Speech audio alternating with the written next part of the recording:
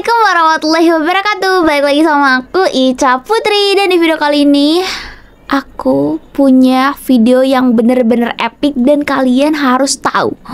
Jadi langsung aja kita simak videonya. Let's go. Efektif, yang produktif. Wah, Surya Paloh dan Pak Prabowo Kita akan kerjasama kerjasama sebesar-besarnya kepentingan rakyat Indonesia. Semua kekuatan yang bisa bergabung untuk bekerja untuk rakyat, memberi suatu pemerintahan yang kuat dan efektif di tengah dinamika dunia sangat dinantikan negara kita. Saya kira itu dari saya. Jadi terima kasih Pak Surya, terima kasih Nasdem. Kita sangat gembira saudara bersama kita. Terima kasih. Surya Paloh aja go. Assalamualaikum warahmatullahi wabarakatuh. Waalaikumsalam warahmatullahi Selamat sore dan salam wabarakatuh. sejahtera untuk kita semuanya. Tentu sebuah kehormatan bagi saya telah diterima demikian hangat dan baik dalam dua kapasitas. Yang pertama adalah sebagai Presiden terpilih sekaligus Ketua Umum DPP Gerindra. Kedua sebagai sahabat lama. Dua hal inilah yang memungkinkan terjadinya pembicaraan yang begitu terbuka dalam suasana yang penuh hangat, hingga tidak ada batasan apapun di antara pertemuan tadi itu antara kami berdua dan didampingi oleh kawan-kawan semuanya, baik dari Gerindra maupun Nasdem. Semuanya bermuara pada satu kesimpulan: Indonesia sebagai negara besar haruslah tetap mampu menjaga sebuah episode perjalanan kehidupan kebangsaan kita seperti apa yang telah diamanahkan oleh para pendiri bangsa ini, agar pengisian kemerdekaan yang kita telah miliki ini tidak boleh berhenti di tempat, apalagi mundur ke belakang. Di sisi lain kita juga melihat dari waktu ke waktu kita memiliki juga dimensi permasalahan yang begitu kompleks dalam kehidupan kebangsaan kita. Nah, memang kita satu sisi bersyukur ini negara besar dengan seluruh sumber daya kekayaan alam yang kita miliki, Iya dong. jumlah masyarakat dan penduduk yang kita miliki. Ini semuanya memberikan konsekuensi. Terima kasih atas teman-teman mau menunggu. So Pak Bismillahirrahmanirrahim. Caimin. Beberapa hal yang akan kami sampaikan kepada teman-teman dan juga masyarakat pada umumnya. Yang pertama, PKB sangat berterima kasih, bangga dan merasa terhormat Pak Prabowo hadir berdiskusi sekaligus memberi kesempatan kepada PKB mengucapkan selamat secara langsung. Kalau kemarin kita mengucapkan selamat melalui media, melalui YouTube, hari ini alhamdulillah PKB bisa menyampaikan selamat secara langsung kepada Pak Prabowo sebagai calon presiden yang terpilih pada pemilu 2024 ini. Yang kedua, PKB dan Gerindra sebagai partai yang selama ini bekerja sama di parlemen maupun di eksekutif. Adinda Anies, faktanya dicurangin kayak gini, mau berteman juga sama pencurang. Ya nggak benar, kan udah diingatin surat 6 tadi ayat 70, malah beri kasih ucapan selamat. Jadi mengucapkan selamat kepada kecurangan, bagaimana coba? Ya sama juga kita nggak boleh mengucapin selamat Natal dan lain-lain, itu ada peristiwa sejarahnya juga ada. Buya Hamka, karena mengucapkan Natal sama dengan mengakui dong, itu kan konsep logika yang sederhana dari tauhid. Besar hati, saya sangat terima kasih.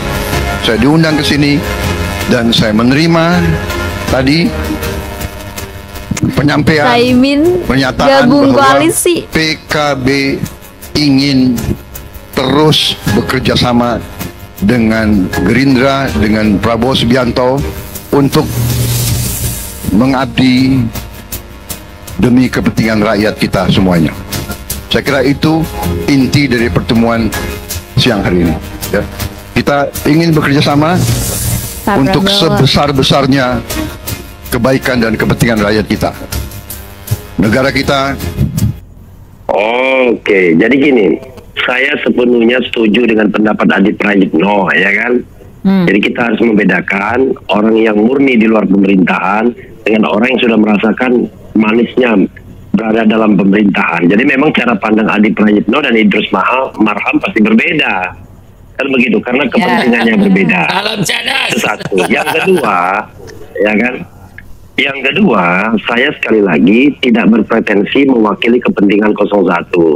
Tetapi saya pernah mengatakan di samping Adi Prayitno waktu itu, kalau Anies atau Muhaimin bergabung dengan pemerintahan Presiden Jokowi, saya katakan mereka pengkhianat.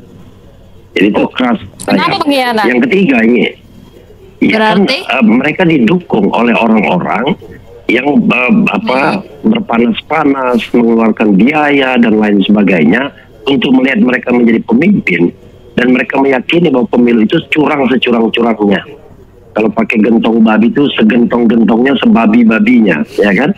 Dan bukan tidak terbukti di MK. Di MK terbukti, cuman dikatakan cawe-cawenya itu melanggar etika, bukan melanggar hukum, kan begitu.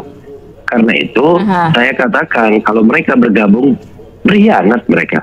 Cuman kita harus melihat ada 3 layer. Layer pertama adalah layer Anies Muhaimin sebagai paslon. Layer kedua, layer partai politik sebagai pendukung. Layer ketiga, layer relawan sebagai pendukung pasangan calon di luar partai politik. Kalau Anies Muhaimin, seharusnya mereka memiliki kontrol yang otonom terhadap diri mereka sendiri. Anies jauh lebih mudah. Kalau Muhaimin, saya pikir sudah mulai khawatir tuh PKB-nya akan diambil tuh kalau seandainya tidak gabung pemerintahan. Iya sih. Kalau relawan, nanti ada relawan yang sejati, yang terus fight, ya. Ada relawan yang mulai melipir, melihat ikon. Biasanya kan begitu. Kalau ada kekuasaan baru, orang mulai melipir. Makanya demokrasi kita nggak pernah sehat. Kalau misalnya yang dikatakan Adi Prayitno tadi, watak kekuasaan itu memang ingin merangkul semuanya. Kalau bisa tidak ada oposisi sebagaimana yang dikatakan dan dilakukan oleh Presiden Jokowi. Presiden Jokowi kan mengumpulkan semua kekuatan di istana sampai lebih dari 80%. Sehingga secara teoritis kemarin tidak akan ada pesaing seandainya koalisi itu solid dan Nasdem tidak keluar dari koalisi tersebut termasuk PKB. Tapi kan kita tidak ingin sistem politik yang tidak sehat. Kalau kita balikkan pada sistem pemerintahan presidensial yang sudah lama kita tinggalkan karena corak kita seperti parlementer, maka sesungguhnya harusnya kembalikan fungsi DPR itu sebagai pengawas, ya, sebagai lembaga legislatif yang punya fungsi pengawasan, budgeting, dan fungsi pembuatan undang-undang.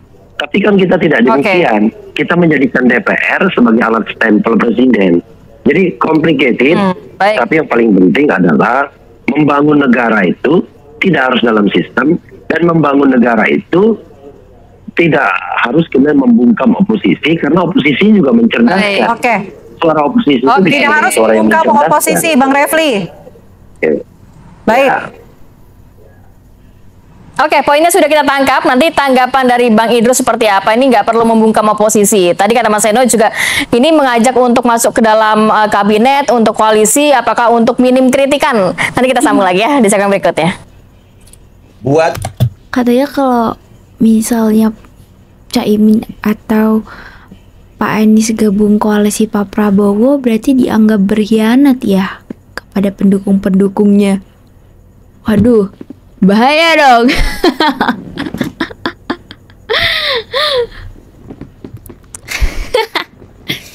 Astagfirullahaladzim. Bapak Prabowo, ya saya sekedar Caimin juga 96. pasti akan kecewa. Belum sehari 2 hari Anda dilantik menjadi presiden, tapi Anda sudah mungkir janji dari pendukung Anda. Anda boleh bergabung dengan partai kabinet PKB untuk kesejahteraan rakyat Indonesia, untuk memajukan. Tapi jangan mengajak orangnya. Jika sampai Anda mengajak orangnya, kekuasaan mandat tertinggi rakyat Indonesia adalah rakyat akan melengsarkan Anda. Tak sampai 1 tahun loh, pasti kami akan demo jika Anda mengajak mereka jadi kabinet Anda. Itu janji kami. 96 jika Anda mengajak mereka jadi kabinet Anda, kami akan melengsarkan Anda jadi presiden. Sekedar mengingatkan Pak, ya. Sekedar mengingatkan, ya. Ya. Kalau untuk bergabung dengan partai boleh, tapi jangan ngajak orangnya, ya. Sekedar mengingatkan Bapak, ya. Jangan mulai mungkir janji. Jangan mulai mungkir janji. Nih ya, saya pribadi kecewa jika Bapak mengajak mereka jadi kabinet Anda. Apalagi pendukung-pendukung Bapak. Jangan mungkir janji loh. Baru 1 hari 2 hari Anda sudah mulai mungkir janji, ya. Ayo, saya ingatkan Bapak, ya. Share video saya kemana-mana. Biar Bapak Prabowo sadar, juga Gibran, jangan sampai terjadi yuk kekuasaan tertinggi rakyat Indonesia bisa menurunkan jabatan siapapun, ya. Iya sih, pendukungnya Pak Anies sama Pak Muhaimin gak mau sampai Pak Anies sama Caimin ini gabung di kabinetnya Pak Prabowo karena mereka nganggep mereka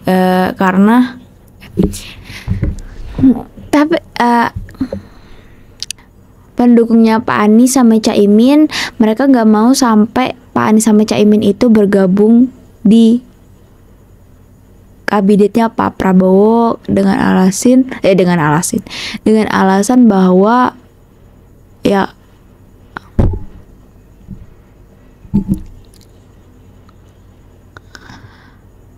pendukungnya Pak Anies sama Caimin gak mau Pak Anies sama Caiminnya bergabung ke kabinetnya Pak Prabowo dengan alasan berarti Pak Anies dan Caimin kalau mereka bergabung di kabinetnya Pak Prabowo itu berarti mulu. Pendukungnya Pak Anies sama Caimin gak mau juga kalau pendukungnya Pak Anies sama Caimin gak mau kalau Pak Anies sama Caimin itu bergabung ke kabinetnya Pak Prabowo dengan alasan bahwa kalau sampai mereka bergabung ke kabinetnya Pak Prabowo berarti mereka itu sama dengan mendukung kecurangan katanya, ya. Tapi kalian jangan salah pendukung 01, ya, karena pendukung 02 juga kagak mau. Sampai-sampai Pak Anies sama Caimin gabung karena mereka udah parah banget cuy sebelum Pak Prabowo ini menang di sidang MK tuh. Jadi kami sebagai pendukung 02 sebenarnya juga gak mau. Hello. Saya pendapatan Gibran belusukan di rusun sampai dipeluk paksa.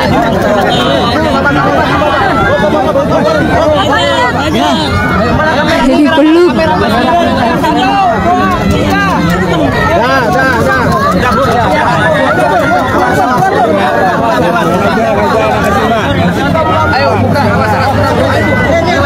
Sampai dipeluk-peluk gitu ya? Loh. Pak Owi Pak Owi versi live.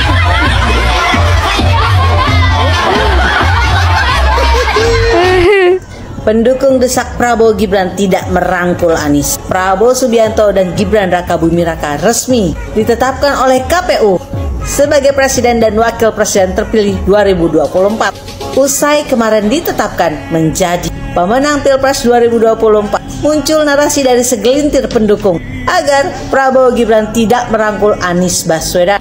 Tak tanggung-tanggung bahkan mereka menyiapkan surat pernyataan yang nantinya akan diberikan kepada Prabowo Subianto. Segelintir pendukung 02 ini di platform Twitter mendesak agar Prabowo Gibran tidak merangkul Anies Baswedan di pemerintahannya periode 2024 sampai 2029. Gimana guys? Apakah kalian setuju? Setuju. Sama, gue pribadi juga nggak setuju kalau Prabowo Gibran ngajak Anies Baswedan di pemerintahannya tahun 2024 sampai 2029. Nggak boleh. Lagian emang dia bisa kerja ya? Bukannya dulu zaman Pak Jokowi pernah dipecat. Nah tuh teman-teman, sebenarnya tuh 02 juga gak mau ya. Oke deh guys, videonya sampai sini dulu. Terima kasih yang udah nonton sampai akhir. Aku pamit undur diri. Assalamualaikum warahmatullahi wabarakatuh. Bye bye. Siapa? Hotman Paris.